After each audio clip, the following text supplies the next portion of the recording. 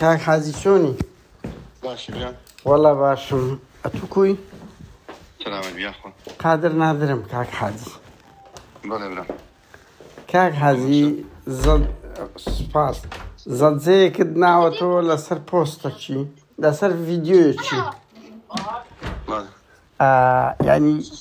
بيتوايا أو السكاتية بأيني إسلامية أو السكاتية بأوي داعش سكو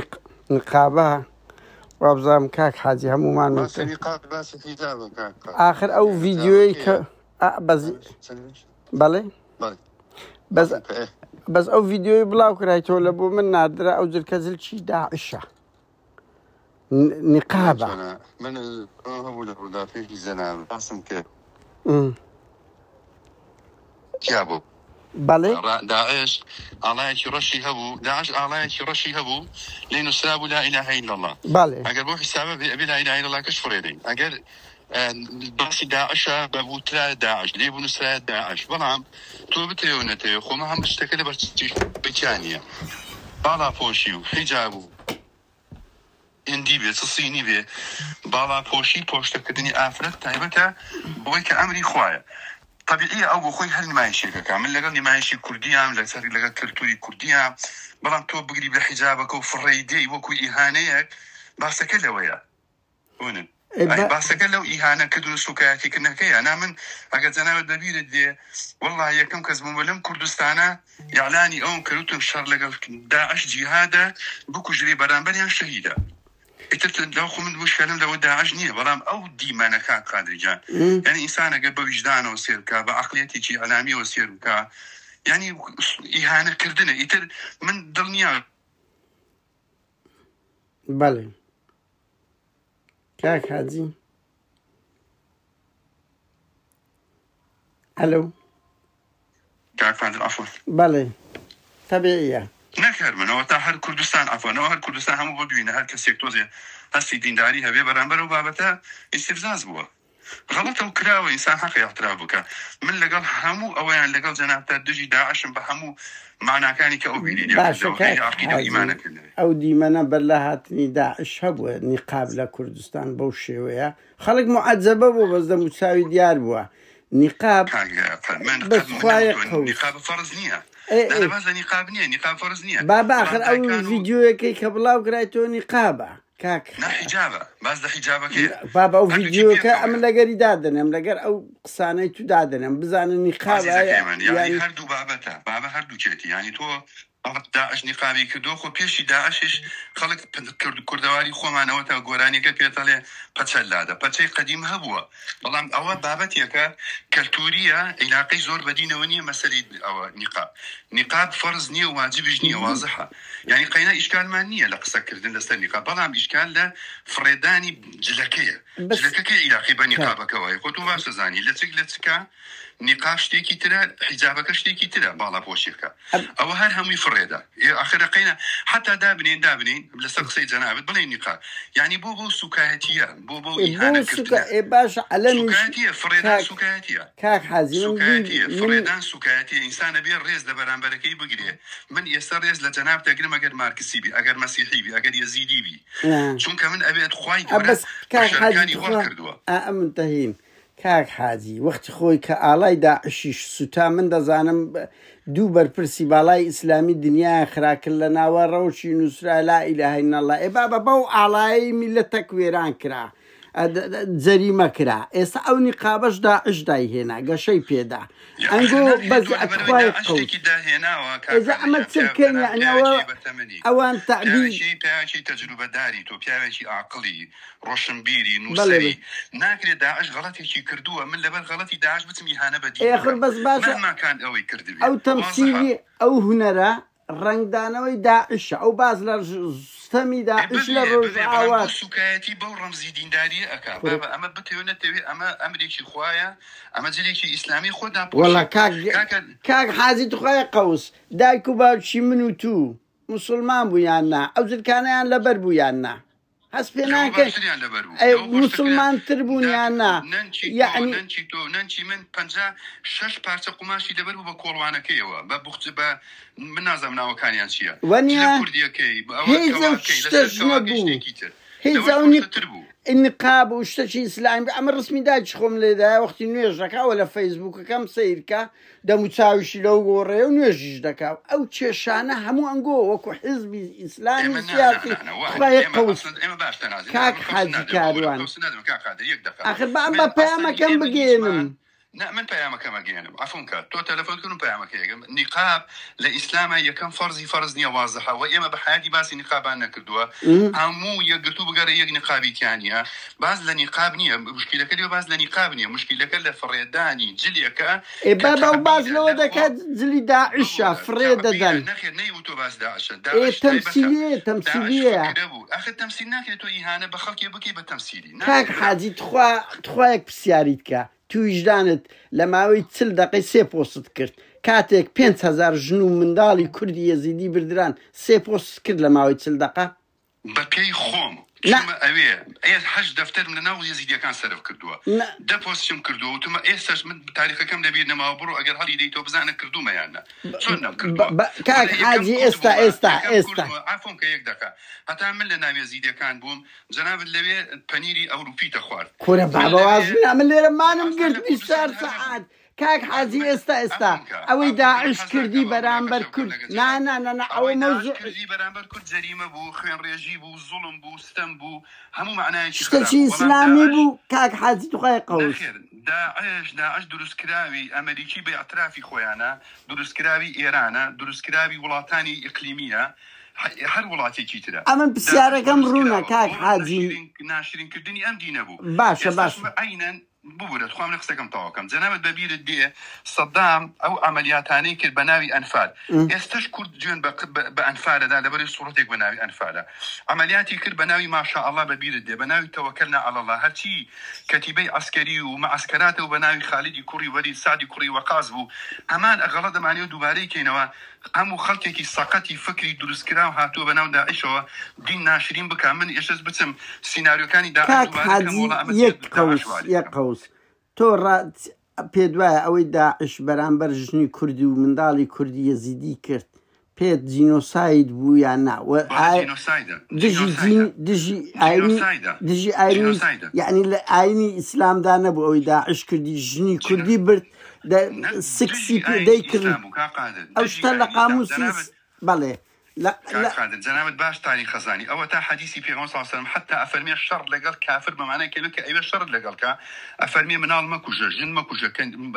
شويني معبد مسوتين داربار مسوتين امانه كومل درندي يقبون دروس كراو بون يكم زرر لاسلامي عنده دوام لكردي عنده براستي واضحه داعش يعني من داعش من يشتغل اتسم له انواع تدرس بلا سبيل دوس بي وزغهر بداعش كوتاي بي انبابته بلا مناكري ما هلكاني جاراني خومان كصدام بي معني كتب دوباري كينو الفاري بيمان ناشرين كتب بتشين والله همان سيناريو كينو غلط يكي تكتيكي ببرأي من تكنيكية فكرية اعتباري كي بو بكري كان لبر مشاعري وهمو جنكا همو دايكو خوشكاني ام كرده لسطا اون دي همو افرتي عشائرن بوشتان ريكو بيكن بس والله كاك حاجي او نقاب عزابة انقو وكو حزبي تخواي قوسي قوس بابا كمان مجين موديلنيا لدواء حزبي اسلامي سياسي هاتنا وكومالغاي كردي وقت خوي كومالغاي كردي زوج مشكلة نبو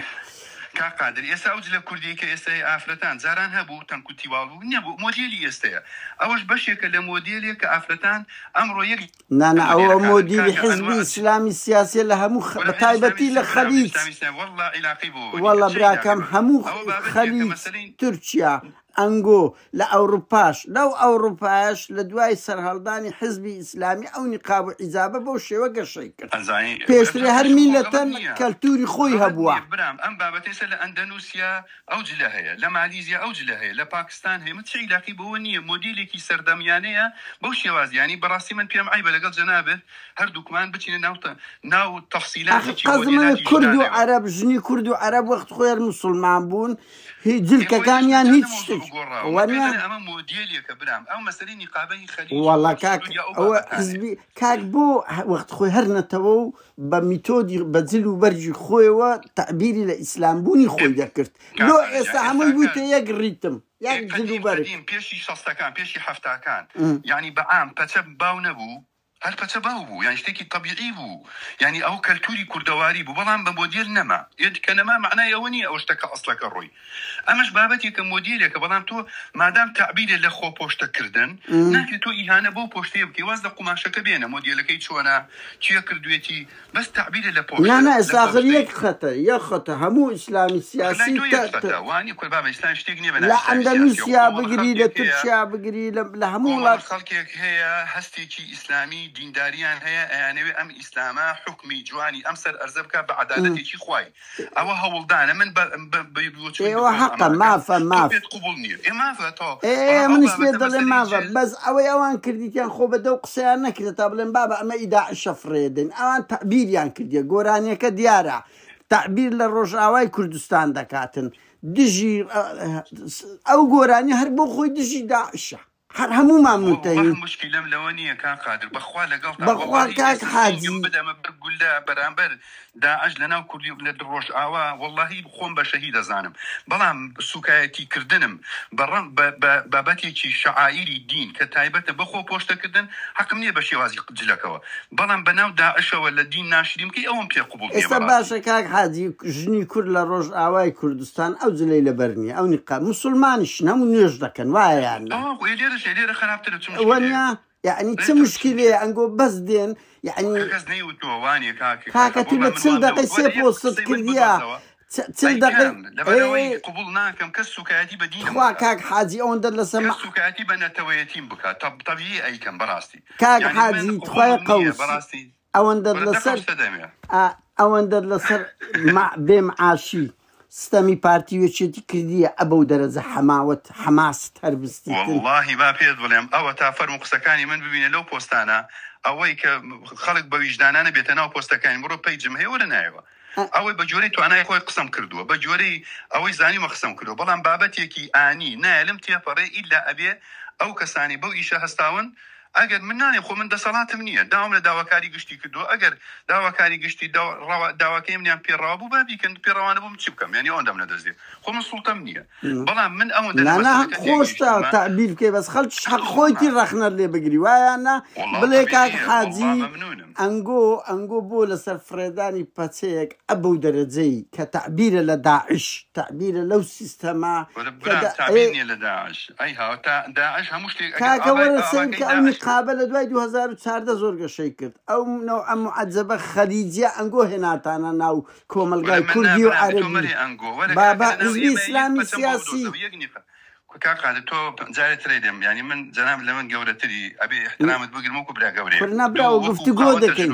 بەڵێ ئاخ بۆی لە من ئێمە تێبوو یانی تۆ شت تەعمیم مەکە کاکە بەر لە نۆتوێگە و جلک و بەرگانە هەبوو کاک حاجی تو ویژدانت بەر لە نۆتوێگە من پێتەڵێم ئەخ تۆ جارێت باینە وست ینی ئەم بابەتە مۆدیلێکی ڕۆژە من ئێستا خێزانم ینی جلەکانی لە 180 مانتۆیە بۆ نمونەوەی دەرە بەڵام ئەو دوای هەمووی کوردیە دوێنێ مناسەبە هەبوو چۆ بە جلی کوردی و ڕۆیشتەوە چ مشکلەی هەیە یعنی ئەمە ئەندەنوسیەکە وەک من نییە کاکە جلی یابانی بەڕەئی من لە هەموو جلێ پۆشتەترە یعنی باسەکە لەوەیە ئەمڕۆ ئەوە یەک لە مۆدیلەکانە باسەکە لە عامی مەوزوعەکەیە کە ئەمەش نەوعێک لە تعبیرێک غەڵەت بوو بەو شێوازە تعبیریان دەربڕی لە ئەگەر بە ناوی داعشبی ئەبووە بەو شێوازە نەبووە هەر ئەوەندەیە تعبیرکەن کە ئەوە نازانم خۆ من سیناریۆ نووس نیم برام خۆ من تەمسیلی نانووسمەوە یعنی دنیایان شت هەیە بەرامبەر داعش سجنە نەفەر ئەگرێ بۆ نمونە پێشمەرگە ئەگرێ خەریکە سەری بڕێ ناهێڵی هەزار شت هەیە بەڵام تۆ جلێک داکەنی و فڕێی دەی ئەوە چ معنای خەرەوە باسی ژن دەکە خۆ باسی ئەوە ناکە باسی ژن دەکە گۆرانیەکە لەسەر ژن ژیان ئازادیە بنمونە ئێوە بۆ پێداگرن لەسەر ئەوە لە کات ئەزانچێ لەسەر هەندێشتی زۆر بەسیت کە پێتان من هەموو ژیانم یەک قسم بە سافری وتووە ئەوە 30 ساڵە لەناو ئەو میلەتەیان خەریکی بانخوازیم یەک قسەیەکی نەکاڵم بە ئافرەتێکی سافری نەوتوە غەیری دوعاخیر و قسەی باش نەبێ کاکە ئینسان ئازادە لای بەس من ئەوە پێقبوڵ نییە کاکە هەزاران ژنی کورد لە ڕۆژئاوا کوژرا کاک حاجی چەند پۆست لەسەر کرد بنمونە ژنی کورد لە شەڕی دژی داعش کوژرا تخوا خوێنی ئەو ژنە کوردانە گرنگتریان پەچەیەک گرنگترە من ئەو ژنانی کە تۆ باسیەکەی زیاتر لە 1500 عائیلەم یارمەتیدا و زۆر بەشی هەمی لەو ڕاتی لەسەر شەڕوانانەی کورد کاک حاجی بەڵێ زۆریش ئازان و بەغیرەتن ئارە وەڵڵی ئازان بەغیرەتن لە دەیەها پیاوی ام لا او لا بغيرترن انا والله يعني دفاع يعني كرامتي مروفي والله منك لكرامته لخاكو لنجتمانو آزان قال تسمي لتيك يا مقر لأمريكي وبعض الشوين تلعب عفدا بس أول كاك حازي والله بمجيش نازية دس خوش كاك حازي بس أول كم لنا ونقول رنگ داته يعني رجك ببينم مثلا كسشي إسلامي شانازي بشرفانك بكلا بوستا شي دا بشاني باليان دا هل بدا يعني أو تكاتك كتيرور دكرين كاتك كدكوتنا بردسي داعش هتك دكران جنشي بمديت بعدوك هذه إسلامي براسي مش أقول يا أنا ما نتان هي الرنگ دا توا بلا خسوريش ما نكرو من يستل أنا ولا ما ميديا يقرتو بقري كاك حاجي أو كاتي تشككي عندنا يعني براسي سيان بو خوايا في الميسيقى تاعهم هاتو تخواروا كبوستا كمرسي والله في الميسيقى تاعهم تخواروا كبينيم تشي عندنا وحتى خلقي كي زور قليل لما قلت انا اوتو بانخوازي واسلامي او انا كانوا ماركسيين بس ملتنا توينا يعني بومن ازار بخوا والله نقطة قال له كاك حازي دوان شد خلق زوره وامنيش رأي ما علين مثلا أبرا مسلمان أنا إسلامي سياسي لكردستان يكم كوملك دا هناني خليجي هنا يدنا وكردستان كبيشتري ناموب ولا كومل كردي بوشي ونبو دو أنقول سبتيك زور بيتيك تسن بلام خين درجي قتلوا عام دكري كومل كوجي دكري أو حماسة أنتذا نابينا إيه والله كاكا للرجاوي كردستان سن كومل كوجي كرا ورا ميديا يقرتم لو بينوا كاكا ورا كاك حاجي أو أمنوتين أما تحدادا كما يقرتو إسلامي إداني جينوسايدي كردي يزيديان كتبي بلغيكم لو بينا باشا والله كايتي ومن اساس زمانكين ما بيدنا 2004 ده مانجي هجبو باشا برو اگر ببيدم دي كرا وبهموش يوازي كرا اصلا كمن رويشتم بو ابي خوا ازاني خوم لي ما مواد هشت روجي ريك خوا ما دس خوا ازاني بقينا اي من ايما ايشي عملي مان هي نقله تنها من دلم بلاغي سياسيه قرتو اداني داعشي كدوي ككردي يزيدي جينوسايد كردبه وما تخيل معلوماتك كنين بيك رجنا منوسي تو ازاني استمن لا يعني من يعني بانك ذا محكمة السليماني لبرو داعشي كان قرتبو نابي من لا هنا هبو لا تيدور كردنا هبو نبي بوكوش من لا داعشوا إيه دزانم خوم دزانم داعش كسي قبولنيا إيه كسي قبولنيا قاعدة قبولنيا كابراي ماركسي رقي لمنا كابراي إيه كاغر داعش أبو زولاني لقى زولاني يكتريان خلاص كده رينجوه كاد ميثودش كنا بس كاقدروا الدنيا مردو جيانا باور بكلا دواي داعش تيجي دروس أبي عمادي أو بابتش بين بلا من هالهمو كاد عليهم إما ما سيرك علماني بين إسلامي بين كرد بين ما دام كردين بيشي هموش كما براية كي خوش بس يودار ما ورنج مخاون يك باوكين لا أصلا ما دام يك زمانين يك باوكين أنا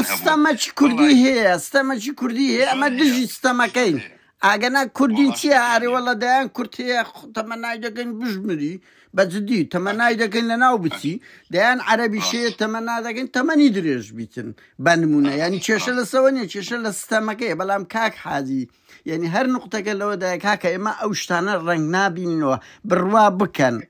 إسلامي سياسي كردستان بقشتي دلهم بميديا شو زولانيان زور في باشتر مظلوم كوباني برواب كأردوغانيان زوات الخوشتر ديو لأوزلان من عودة بينم قضايا دينية كي بس بري لا إله إلا الله بيان باشتر لهزار مسألة إسلامية من نمونه يشتو هوادارم زور بي أو قصانا بعد ديما بلام والله من نابينم لميديا كاكا أو الراقان دنتان أو كوادرتان لنا وسوسيال ميدياي كاكا نابين دري كاكا تو بخود نتقود بارلو رجاوي كردستان چند دفترت فيخر كراو كاك حاجي بلان بو غزة چند تقريبا السبكم آخر أو رنگدانوي جماورتانا أخنا أنا بعد نبرد كاك أجتوا بس بداية شري داعش بكيك اللي رج آواتا نزيكي جيش $100 مليون زيادة بۆ پارەیە کاکە ئەو مەبلەغە 3 ملیۆن دلار بێزگە لەو هەموو شاحینەیە زیاتر لە 300 شاحینە بەس ماوەتمان بردووە لەگە 3 ملیۆن دلار ئەوە کەمە نانەوە باشە بەس ئەخر لە ڕۆژ ئاواش گەلە خراپ بوو ڕۆژ ئاوای باسی ڕۆژ ئاوا بوو کاکادن باسی ڕۆژ ئاواکەم ئەو یەکەم بوومە لەرزەکەی ئەمە ئەخیرە شەڕی دووەمی کە هین هاتەوە بڵین ئەفرین و ئەوان کە چۆڵیان کرد شەڕی یەکەم کە لەگە حکوومەتی سووریا و دوای داعشات لە هەستێ مەرحەلەکە فریان کەوتین ئەگەر بە حیساب و بە دەقیقی لای کەم 3 ملیۆن دلار مالیان سەرف کردو بەخوا لێشتەشی جوانە دەستان باشە کاک حاجی کاتم گرتی سوپاس دەکەم ئەوەش ڕاو بیر و بۆ چوون هاتوونەوە عەکەتی ئەمەنەوە